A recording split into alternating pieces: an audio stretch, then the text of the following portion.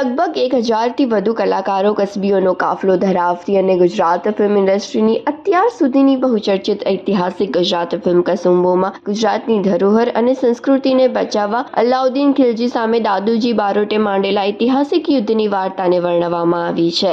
ફિલ્મમાં ધર્મેન્દ્ર ગોહિલ, રોનક કામદાર, શ્રદ્ધા ડાંગર, મોનલ ગજ્જર, રાગી જાની, ફિરોઝ ઈરાની, કલ્પના ગાંગાડેકર, દર્શન પંડ્યા સહિતના યુવા અને દિગ્ગજ અભિનેતાઓ મોટા પડદા પર એકસાથે જોવા મળશે. રિલીઝ ટ્રેલરને દર્શકોએ ભરપૂર વખાણ્યું છે અને હવે ફિલ્મનું ટાઇટલ સોંગ પણ રિલીઝ કરવામાં આવ્યું છે. સોમનાથની પાવન ભૂમિમાં મહાદેવની સાક્ષીમાં આ સોંગના રિલીઝ પ્રસંગે રોનક કામદાર, ધર્મેન્દ્ર ગોહિલ, દર્શન પંડ્યા, શ્રદ્ધા ડાંગર, મોનલ ગજ્જર અને ચેતન ધનાણી વગેરે કલાકારો ઉપસ્થિત રહ્યા હતા.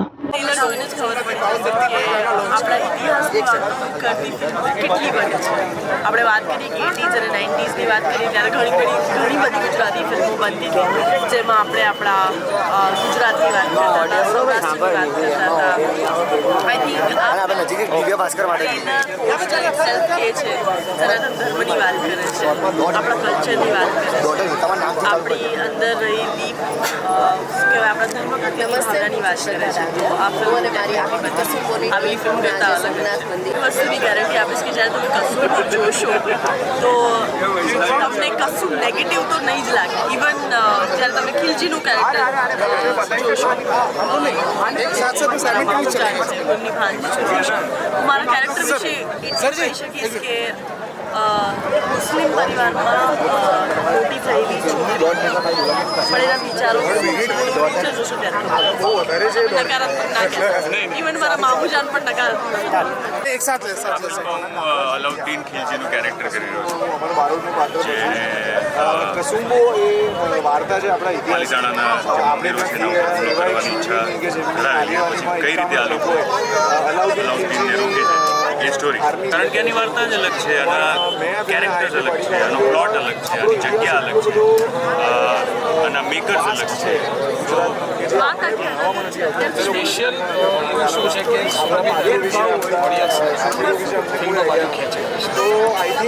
સ્પેશિયલ એ છે કે આ ફિલ્મ જ્યારે તમે જોશો તો તમને બહુ બધી વાર ફિલ્મમાં એક તમારા મોટા ઊભા થઈ જાય,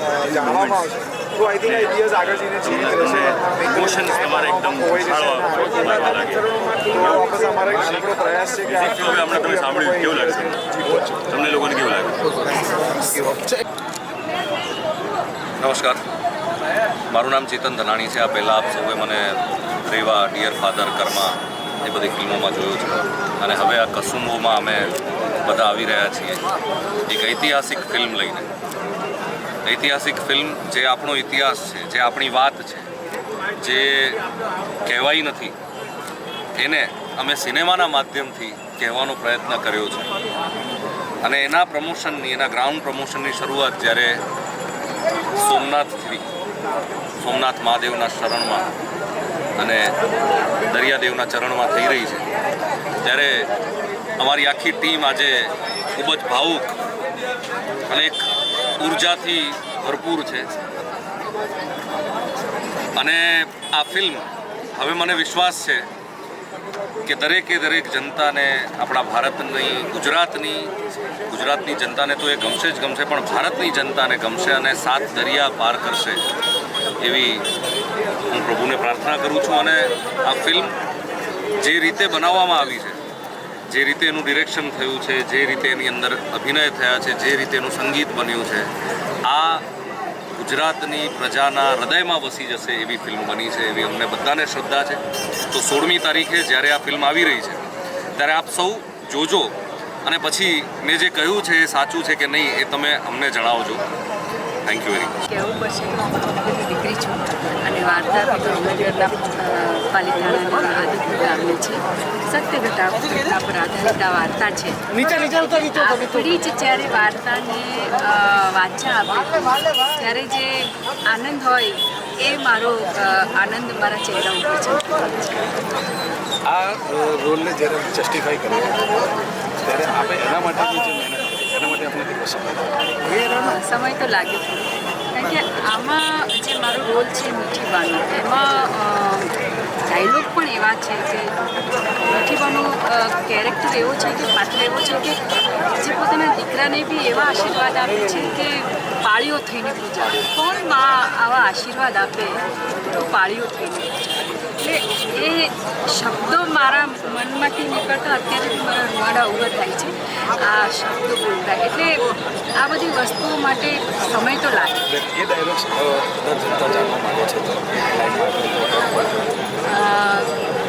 જ્યારે અમર કહે છે કે એક લડીશ તો એવું લડીશ કે આખી દુનિયા યાદ હશે, ત્યારે મીઠીબાઈ કહે છે કે પાળીઓ થઈને પૂજા મારા પેટ, અને તું તારા પ્રાણોની આહુતિ આપ, તારું પાળીઓ બંધાય એ મારા માટે આનંદ.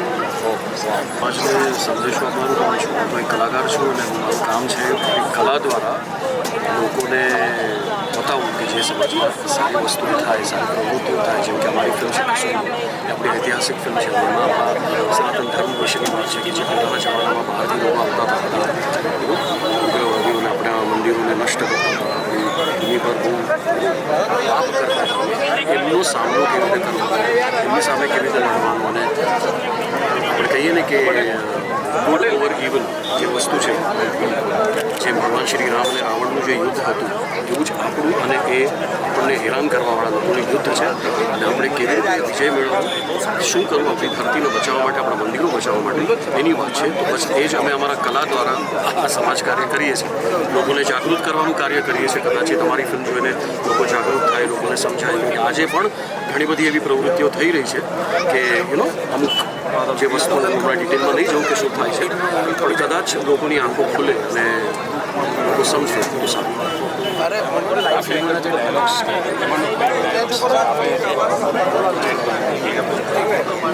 અને મારો ફેવરેટ ડાયલોગ છે કે મારા ઈશ્વરને બોલાવવું પડે એની પહેલાં અમે સામેવાળાને એનો જન્મારો, મારા ઈશ્વરને બોલાવવું પડે એની પહેલાં અમે સામેવાળાનો એને જન્મારો, સામેવાળાને એનો જન્મારો બોલાવી દઈએ. આ ડાયલોગ મને બહુ મારો ફેવરેટ છે. અત્યારે તરત યાદ નથી આવતા. તમે આવી રીતે પૂછો મને કોઈ બી ડાયલોગ એટલે ક્યાંથી યાદ આવે, પણ અમે જેમ યાદ કરીએ એવી રીતે કે અમારા ઈશ્વરને બોલાવવું પડે એ પહેલાં સામેવાળાને એનો જન્મારો બોલાવી દઈએ. આ મારો ફેવરેટ છે. સર જ્યારે આ ફિલ્મમાં બનવા જઈ રહી છે અને જ્યારે ફિલ્મ આપણે વાસ્તવિક સ્વરૂપે આવી જ હોય છે બંને વચ્ચે જ્યારે ફિલ્મ પૂર્ણ નથી ત્યાર પછી આ ફિલ્મમાં આપણે જ્યારે જોઈએ આપણે ફિલ્મ વિશે અંગ્રેજીમાં એક કહેવત છે કે હિસ્ટ્રી રિપીટ્સ ઇટસેલ્ફ, ઇતિહાસ છે એ ફરીથી પાછો બને. તો આ જે વાર્તા છે એ એક એવી ઘટના બનેલી છે કે તમે વિચાર કરો કે અમુક વ્યક્તિઓએ જે બલિદાન આપ્યું છે, લોકો અહીંયા આવ્યા છે, અટેક કરવા આવ્યો છે, માહોલ છે, ઓછા લોકો છે, અને કાંઈક એવી ઘટના બને છે. તો એ ઘટના આપણને દરેક વખતે ખાલી કોઈ કહેવાના નહીં, પણ આ વખતે આપણને ચિત્રના સ્વરૂપમાં જોવા મળશે. હવે આ વાર્તા જ્યારે મેં આ સાંભળી હતી ત્યારે આછી કલ્પના હતી. પછી ધીરે ધીરે જ્યારે સેટ ઉપર ગયા તો એ આખો માહોલ એ ગામ સાથે જોડાયા હતા. એ ગામ જ્યારે સેટનો આખો ચેન્જ કરવામાં આવ્યો હતો, બીજો બનાવવામાં આવ્યો હતો, ત્યારે બહુ અજુગતું લાગતું હતું અંદરથી એમ. અને અત્યારે જ્યારે મૂવી રેડી થઈને અહીંયા આવી ગઈ છે તો જે વિચાર્યું હતું ને એના કરતાં પણ બહુ 100 ગણી વધારે સારી રીતે બહાર આવી. ઐતિહાસિક ફિલ્મો અત્યાર સુધી જે બની છે આ ફિલ્મ છે એટલે ઐતિહાસિક ફિલ્મો બધા પોતપોતાના પ્રોસ્પેક્ટિવથી બનાવતા હોય, જે લોકોને જે વિચાર આવતો હોય એનાથી બનાવતા હોય.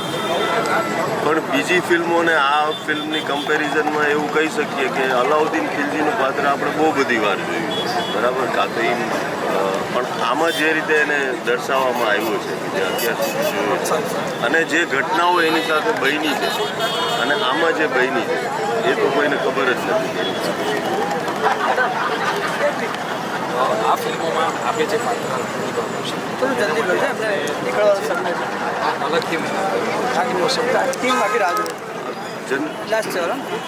જનરલી આપણે સ્ક્રિપ્ટ આપણા હાથમાં આવે એટલે નેરેશન ને આપણું બધું જે થાય પછી પ્રિપરેશન કરવામાં સીધું તો નથી આપણે ઉતરી જવાતું. એના માટે પહેલાં સ્ક્રિપ્ટ બધાના અલગ અલગ મેથડ હોય છે. મારું મેથડ એ હોય છે કે હું જે વસ્તુ છે એને વારંવાર 100 વાર 200 વાર એ સ્ક્રિપ્ટને આપણે વાંચીએ, એમાંથી પછી એક માહોલને ફીલ કરીએ, એમાંથી પછી કારણ કે હંમેશા વાર્તા છે ને, વાર્તા એ સૌથી વધારે ઇમ્પોર્ટન્ટ છે. તો જે રોલ છે ને એ એનો એક ભાગ છે, એટલે એ એની અંદર એક ફિટ થવાનું. તો એ ફિટ થવાની ઘટના છે ને એ વધારે અઘરી છે, કારણ કે તમારે લેવલ ચેક કરવાનું. હું અહીંયા વધારે તો નથી આવી જતો તો